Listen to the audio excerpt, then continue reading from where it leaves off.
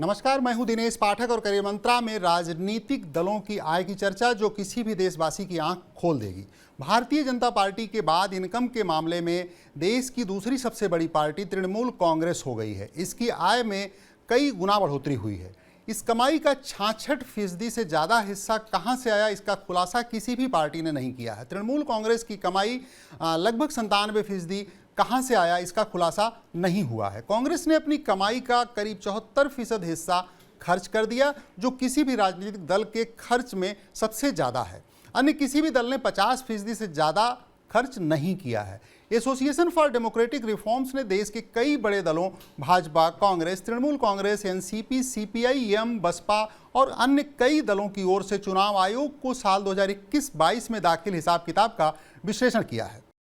साल 2021-22 6 बड़े राजनीतिक दलों की आय 3,289.34 करोड़ रुपए रही। इसमें से 1725.61 करोड़ रुपए खर्च हुए, बाकी रकम बच गई। राजनीतिक दलों ने 66% से ज़्यादा आय के सोर्स का खुलासा नहीं किया है। भाजपा की आय 1917.12 करोड़ रुपए रही, यही सबसे ज़्यादा है। साल 2021-22 में तृणमूल कांग्रेस की आय 545.75 करोड़ रही। साल 2020-21 में टीएमसी की आय सिर्फ 74.5 करोड़ रुपए थी। कांग्रेस की साल 2021-22 की आय रही है करीब 542 करोड़ रुपए। इस दौरान कांग्रेस ने अपनी आय का 74% खर्च कर दिया, भाजपा ने करीब 45% और तृणमूल कांग्रेस ने कमाई का 49% खर्च किया। सीपीआई-एम ने कमाई का करीब 52% खर्च किया, जबकि एनसीपी ने सिर्फ 42% खर्च किया। भाजपा, कांग्रेस, तृणमूल कांग्रेस के खर्च का तरीका एक जैसा है। तीनों ने सबसे ज़्यादा पैसा चुनाव पर लगाया। दूसरा सबसे बड़ा खर्च प्रशासनिक बताया गया है। सभी ने तीसरा सबसे बड़ा खर्च कर्मचारियों का वेतन और भत्ते बताया है। लेकिन सीपीआई-एम आय का 50% से ज़्यादा हिस्सा पार्टी मुख्यालय पर कॉमरेड्स के अलाउंस पर खर्च करती है। एनसीपी करीब 75% एडमिनिस्ट्रेशन पर और खर्च करती है और इसका चुनावी खर्च सिर्फ 19% है।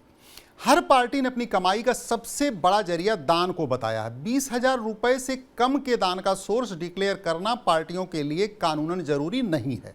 इलेक्टोरल बॉन्ड्स के जरिए मिलने वाले दान का सोर्स भी डिक्लेयर करना जरूरी नहीं है। भाजपा को डिक्लेयर्ड दान के जरिए 614 करोड़ रुपए से ज़्यादा मिले हैं। कमाई में सबसे ज़्यादा उछाल दर्ज करने वाली तृणमूल कांग्रेस को 20,000 रुपए से ज़्यादा का दान सिर्फ 7 लोगों ने दिया है। पार्टी को डिक्लेयर्ड दान के जरिए सिर्फ 43 लाख रुपए की आय हुई है। राजनीतिक दलों ने जिस कमाई के सोर्स का खुलासा नहीं किया है, उसका सबसे बड़ा हिस्सा इलेक्टोरल बॉन्ड से आता है। लगभग 2,172 करोड़ रुपए की कुल अनडिक्लेयर्ड आय में से 83.4% इलेक्टोरल बॉन्ड्स के जरिए आया है। इलेक्टोरल बॉन्ड्स की व्यवस्था साल 2017-18 के बजट में पहली बार की गई। हर साल एसबीआई की 29 शाखाओं से ये बॉन्ड बेचे जाते हैं। करेंसी नोट्स की तरह ये बॉन्ड 1,000, 10,000, 1 लाख और 1 करोड़ के जारी होते हैं। कोई भी भारतीय नागरिक संस्था असीमित संख्या में बॉन्ड खरीद सकता है। बॉन्ड खरीदने वाले या उसे किसे दिया गया, इसका रिकॉर्ड सार्वजनिक नहीं किया जाता। खरीदे जाने के 15 दिन के अंदर उसे कैश किया जाना अनिवार्य है। अगर बॉन्ड कैश नहीं करवाया जाए तो बैंक इसे पीएम राहत कोष में जमा करवा देता है। साल 2018 से लेकर जनवरी 2023 तक अब तक 25 बार इलेक्टोरल बॉन्ड्स की बिक्री हुई है। इस दौरान 21,171 बॉन्ड्स बिके, जिनकी वैल्यू 12,000 करोड़ से ज़्यादा है।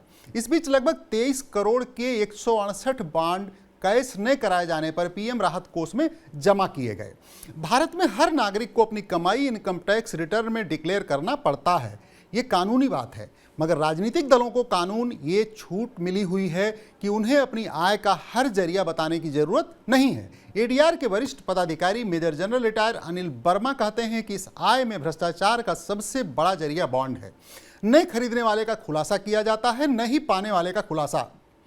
चुनाव आयोग भी रिपोर्ट सबमिट करने के मामले में ढुलमुल रवैया अपनाता है। उसे सख्ती करनी होगी।